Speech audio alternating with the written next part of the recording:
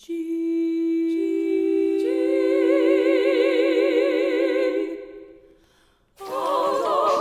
everyone. Today we are going to be discussing one of the invisible forces that is extremely important in shaping the Earth's surface. That's right, we are talking about winds. The primary causes of wind and air currents are the difference in pressure and temperature. Warm, low-pressure air rises, while cool, high-pressure air falls, creating a flow of air. However, Earth is a much more complicated system. The rotation of the Earth combined with non-uniform temperatures and elevations means the different areas of the Earth end up having their own unique air current patterns. Now, I know you're thinking, what does wind have to do with geology?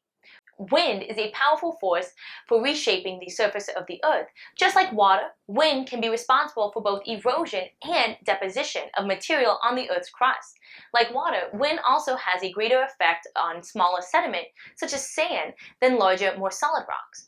One of the most common forms of wind erosion is abrasion. This is where wind that is carrying small particles of sediments can wear away the surface of rocks, creating ventifacts or wind-formed geological structures. We can imagine that this process is like the wind using sandpaper to slowly wear down the surfaces over time. Abrasion can also be responsible for damage to anthropogenic structures, such as buildings and cars. Another effect of wind erosion is deflation. This is where fine, loose sediments with no vegetation to hold it in place can be completely blown away by strong winds. This process exposes the larger underlying rocks and can form what we call desert pavement, which protects the sediment underneath from further erosions and forms a coarse, rocky surface. Wind can also be responsible for the deposition of sediment. This makes sense because if wind is causing erosion and movement of sediment, that material must end up somewhere. The main effect of wind deposition is the formation of dunes. Dunes are mounds or ridges of deposited sediment, usually sand, and can range from anywhere from 3 to 200 meters in height. There are two main types of dunes, depending on the direction the wind flows across them. In longitudinal dunes, wind typically travels parallel to the ridges of the dunes. In these dunes, both faces of the dune are roughly equal in size. The other type of dunes are transverse dunes, where wind flows perpendicular to the dune ridges.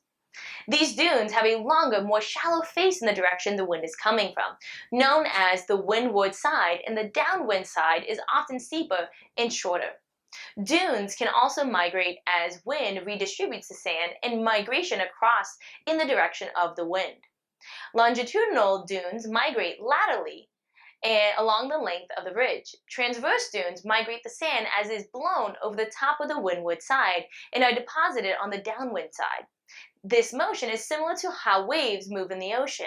The rate at which dunes migrate is dependent on their size as well as the strength of the wind, but is typically around several meters per year. Hopefully this discussion blew you away and gives us some insight on how impactful a force wind truly is. Until next time, have a wonderful day.